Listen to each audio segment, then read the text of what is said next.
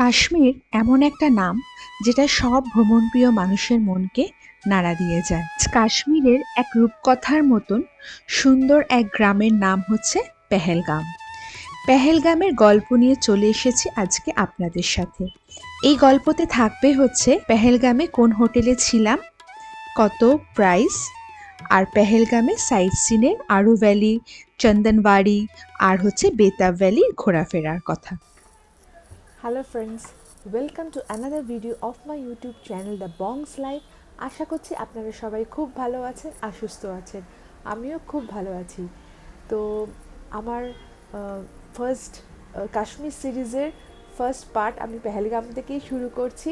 কালকে আমরা আস্তে আস্তে অনেকটাই লেট হয়ে গেছিলো, রাস্তায় প্রচণ্ড জ্যাম ছিল, অনেকক্ষণ দেরি হয়ে গেছে আস্তে আস্তে। তো অনেক রাত্রে ঢুকেছি, তারপরে এসে ফ্রেশন আপ হয়ে ডিনারের টাইম হয়ে গেছিলো। তো ভিডিও আর রুম ট্যুরটা আপনাদের করানো হয়নি, তো এখন ওই জন্য রুম ট্যুরটা দেখিয়ে দিচ্ছি। পেহেলগামে আমরা হোটেল ফিফথ সিজনে আছি। আমার যা মনে হলো, প্রাইসটা আমি আপনাদেরকে লাস্টে বলছি, যে সব দামপত্রগুলো একটু ওভার প্রাইসড, কেন কি রুম হিসাবে দামটা ওভার প্রাইসডই আমার লাগলো। কেন কি আমাদের এই প্রাইসে আমাদের ওখানে প্রচুর জিনিসপত্র দেয়, টয়লেটারি অনেক কিছু, সেরকম কিছু প্রোভাইড করা হয়নি এখান থেকে। খালি মিনারেল ওয়াটার আর দুটো সাবান আর আপনার টওয়েল, এগুলো তো নর্মাল সব জায়গাতেই দেয়, তো ওরকমই দিয়েছে। বাকি আপনার কফি বলুন, টি, কফি শ্যাশে, আপনার কেটলি ফেটলি, এসব কিছুই প্রোভাইড করা হয়নি। তো চলুন ভিডিওটা স্টার্ট করি, আশা করছি আপনাদের ভালো লাগবে, শেষ অবধি দেখতে থাকুন। তো হোটেলে আমাদের রুম ছিল হচ্ছে ৩ তলা, মানে সেকেন্ড ফ্লোরে। এখানে কিন্তু লিফটের কোনো ফেসিলিটিস নেই, মানে পেহেলগামে লিফটের একদমই কোনো চল নেই। তো যাদের হাঁটুর প্রবলেম তারা হোটেলে কিন্তু একটু কথা বলে নেবেন যেন নিচের ফ্লোরে দেয়। হোটেল থেকে কিন্তু ভিউটা ভীষণই সুন্দর, দুর্ধর্ষ সাদা সাদা দেখছেন, বরফে ঢাকা পাহাড় এখান থেকে কি সুন্দর দেখা যাচ্ছে। তো চলুন ঘরে ঢোকা যাক। আমরা রুম নাম্বার 304-এ আছি। তো আপনাদের রুম টুরটা দেখিয়ে দিই। ঢুকেই এরকম মতন আর কি রুমটা। এখানে একটা বেড আছে। কালকে অ্যাকচুয়ালি আমরা রাত্রে ফিরেছি, অনেকটা রাস্তায় এতই জ্যাম ছিল, অনেক রাত হয়ে গেছিলো আর এত টায়ার্ড ছিলাম। তো এসে আমরা ডিনার করে শুয়ে পড়েছি। ডিনারের টাইম 9:30 থাকে। তো আর রুম ট্যুর করা হয়নি। তো এখন সকালবেলা অলরেডি একটু অগোছালো হয়েই গেছে। একটা বড় বেড আছে, এখানে একটা সাইড টেবিল আছে, টেবিলের মধ্যে ফোন আছে। এখানে যেহেতু এটা 4 বেডেড রুম, এটা একটা সোফা কাম বেড, সোফা মতন ছিল, রাতের দিকে এটাকে পেতে বেড করে দেওয়া হয়েছে। এখানে একটা টেবিল আছে, চার্জিং পয়েন্ট, এখানে দুটো চেয়ার আছে, একটা টেবিল, দুটো ছোট মিনারেল ওয়াটারের বটল দেওয়া হয়েছিল। টয়লেটারি বলতে গেলে দুটো সাবান ছাড়া আর কিছুই দেয়নি। এই যে বাইরের ভিউটা দেখাচ্ছি আপনাদের হোটেল থেকে, এই জায়গাটা ভিউটা খুবই সুন্দর। চারপাশটা রুম হিটারের ব্যবস্থা করা আছে সেন্ট্রালি, তাই জন্য ঠান্ডার সময় যাতে কোনো অসুবিধা না হয়। তারপরে বেডের পাশে আপনাদের দেখাচ্ছি, যাতে ব্ল্যাঙ্কেটটা আপনার গরম থাকে, তো সেই জন্য এটা দেওয়া। এটা এখন দরকার পড়ছে না, এখন অত ঠান্ডাও নেই, তাই জন্য। এখানে একটা টিভি দিয়েছে, টেবিল ফ্যান মতন আছে, এটা একটা আপনার কাবার্ড, কাবার্ডে অলরেডি আমরা জিনিসপত্র রেখেছি। এখানে একটা ফ্রিজ আছে, এখানে একটা বড় দেখে ওয়ার্ড্রপ। এটা হচ্ছে আপনার ওয়াশরুম, ছোটোর মধ্যে মোটামুটি ঠিকই আছে। টয়লেটারি যেরকম বললাম, সাবান ছাড়া সেরকম কিছুই আর দেয়নি। তো রুম ট্যুরটা এখন দেওয়ার পর এবার চলে যাচ্ছি হচ্ছে ব্রেকফাস্ট করতে। ব্রেকফাস্টের জন্য ডাকাডাকি করছে, তো আমরা এখন ব্রেকফাস্ট করতে চলে যাচ্ছি। ডাইনিং হলে চলে এসেছি। আপনার ব্রেকফাস্টে আছে হচ্ছে ওয়াটারমেলন, বানানা, বয়েলড এগ, পোহা, আপনার ব্রেড বাটার, ব্রেড জ্যাম আর পরাঠা ছিল। তো আমাদের অ্যাকচুয়ালি রুমের সাথে ইনক্লুডেড ছিল, বাট অপশানসগুলো খুব একটা ভালো না। আপনার ব্রেকফাস্ট বলুন, ডিনার বলুন, তাই জন্য রুমের সাথে এটা না নেওয়াই বেস্ট। তো ব্রেকফাস্ট খেয়ে আমরা বেরিয়ে পড়লাম সাইট সিনের উদ্দেশ্যে। তো প্রথমেই আমরা চলে যাব হচ্ছে আরু ভ্যালি যাচ্ছি, বাট ড্রাইভারজি রাস্তায় যেতে যেতে অনেক কিছু আমাদের দেখাতে দেখাতে নিয়ে যাচ্ছে। যেরম ধরুন বজরঙ্গি ভাইজানের যেখানে শুটিং হয়েছিল, মুন্নি যেখানে ছিল, সেই স্পটটা আমাদের দেখালো। বেশ সুন্দর। মোবাইলের আপনার মেমোরি কার্ড শেষ হয়ে যাবে, ছবি তোলা, ভিডিও করা কখনোই শেষ হবে না। বিকজ স্বর্গ কাকে বলে সত্যি জানি না, কিন্তু কাশ্মীরকে ভূস্বর্গ বলা হয়। কিন্তু কেন বলা হয়? কেন কি কাশ্মীর এত সুন্দর, কাশ্মীরের এত সুন্দর ল্যান্ডস্কেপ, আঁকা বেঁকা পাহাড়ি নদী, বরফে ঢাকা পাহাড়, যেদিকেই তাকাবেন চারপাশটাই সবুজ। যেখানে আরু ভ্যালির বোর্ডটা দেখলেন, সাইনবোর্ডটা, ওখানে নামিনি, ভীষণ জ্যাম ছিল আর আপনার ভীষণ ভিড় ছিল, পার্কিংও ভীষণ সমস্যা হচ্ছিল। তো আমরা একটু এগিয়ে চলে আসলাম। এখানে একটা খুব সুন্দর রানিং স্ট্রিম আছে, তো এখানে বেশ কিছুক্ষণ টাইম স্পেন্ড করলাম, অনেকক্ষণ ছবি তুললাম, ভিডিও করলাম, রিল করলাম, প্রচুর সময় কাটালাম, খুব এনজয় করলাম। এরকম রানিং স্ট্রিম এত সুন্দর, আর জলগুলো জাস্ট ক্রিস্টাল ক্লিয়ার, এত পরিষ্কার জল, মানে কি বলবো আপনাকে। একটুখানি টেস্ট করেও দেখলাম, ঠান্ডা জল, মানে জলটা খেয়ে যেন মনের ভেতরটা একদম জাস্ট ঠান্ডা হয়ে গেল মনটাও।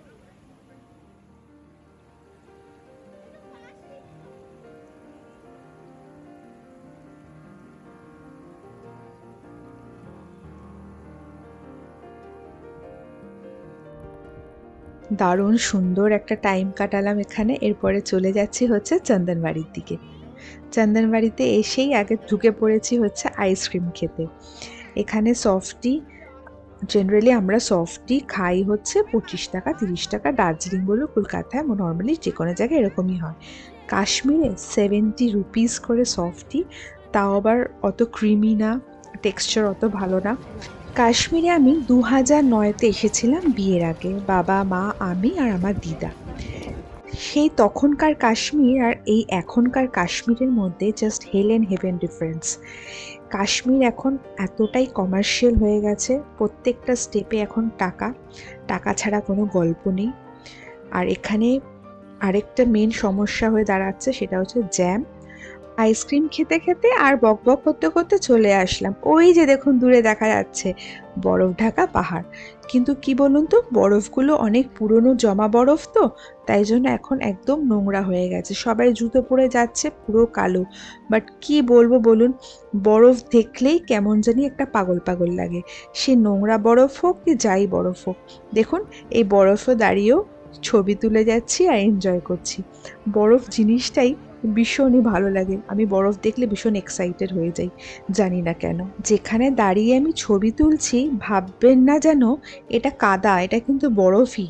বরফগুলো সব কালো দেখাচ্ছে, কিন্তু অ্যাকচুয়ালি কালো, কেন কি ময়লা, পুরো বরফটা ময়লা আর ভীষণ স্লিপ করছিল। তাই জন্য এখানে বেশি টাইম না কাটিয়ে আমরা চলে গেলাম বেতাব ভ্যালি উদ্দেশ্যে। বেতাব ভ্যালিটা উপর থেকে কিরকম সুন্দর লাগে সেই ভিউটাই আপনাদেরকে একবার দেখাচ্ছি। দেখুন কি সুন্দর না। সানি দেওল আর অমৃতা সিংয়ের খুব বড় একটা নামকরা সিনেমা শুটিং এখানেই হয়েছিল। বলুন তো কি, ঠিকই ধরেছেন, বেতাব। বেতাবের শুটিং এখানেই হয়েছিল, তো তারপর থেকে এখানে নাম পড়ে গেল বেতাব ভ্যালি। কিন্তু সত্যিকারেরই জায়গাটা ভীষণই সুন্দর, মানে আপনাদের চোখ জুড়িয়ে যাবে, এতটাই সুন্দর এই জায়গাটা। হাই, আমরা এখন বেতাব ভ্যালিতে এসেছি। ড্রাইভারটা আমাদের নিয়ে আসতে চাইছো না, বলছিল প্রচুর ট্রাফিক জ্যাম, এই হবে ত্যান হবে। বাট আমরা বললাম না, আমরা তো সবসময় কাশ্মীর আসবো না, হোক তাও চলুন, আমরা দেখছি বেশি ভিড় হলে চলে আসবো, কিন্তু এসে দেখছি অত ভিড় নেই। তো চলুন বেতাব ভ্যালিটা ঘুরে আপনাদের দেখাই।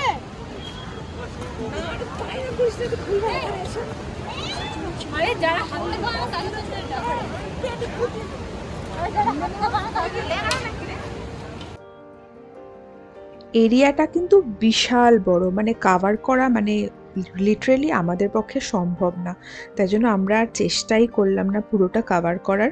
আর সকালবেলা প্রচণ্ড রোদ আর বেশ গরম পড়েছে, তাই জন্য আর বেশি কষ্ট করার আর ইচ্ছে হলো না। তাই একটা পছন্দের খুব সুন্দর জায়গা খুঁজে জলের ধারে বসে পড়লাম, ছাওয়ার নিচে বসে বেশ অনেকক্ষণ টাইম কাটালাম, খুব ভিডিও করলাম, রিলস করলাম, খুব এনজয় করলাম, ভীষণ ভাল লাগছিল। আর বেশ ভিড়ও আছে, মানে ড্রাইভার যতটা বলছিল ততটা ভিড় না থাকলেও ভিড় ছিল।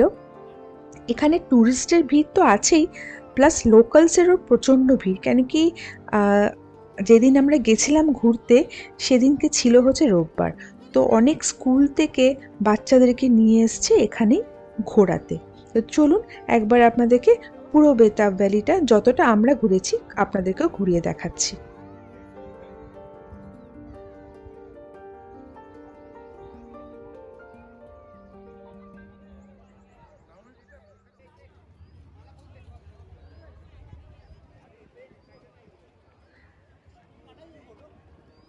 রু ভ্যালি, চন্দনবাড়ি আর বেতাব ভ্যালির মধ্যে আমার কিন্তু সবচেয়ে বেস্ট লাগলো বেতাব ভ্যালিটা।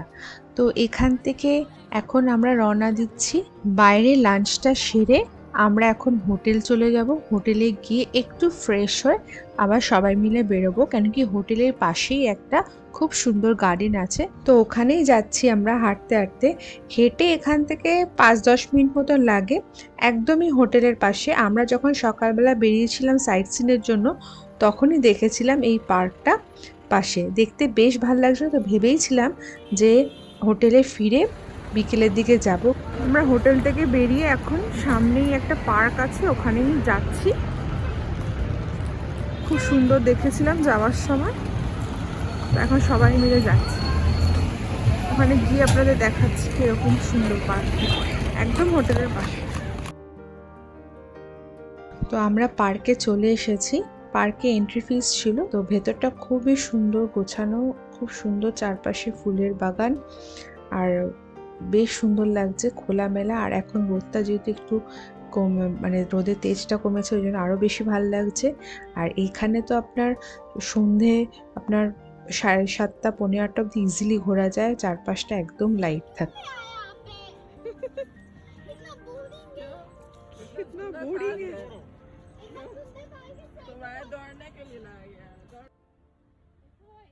গ্রুপের সবচেয়ে ছোট মেম্বার বলছে নাকি ওর পার্কে এসে বোর লাগছে, কিন্তু একবার যখন ছোটাছুটি শুরু করলো তখন কিন্তু আবার হোটেল যাবার আর নাম নিচ্ছিল না, তারপর টেনে নিয়ে যেতে হয়েছে।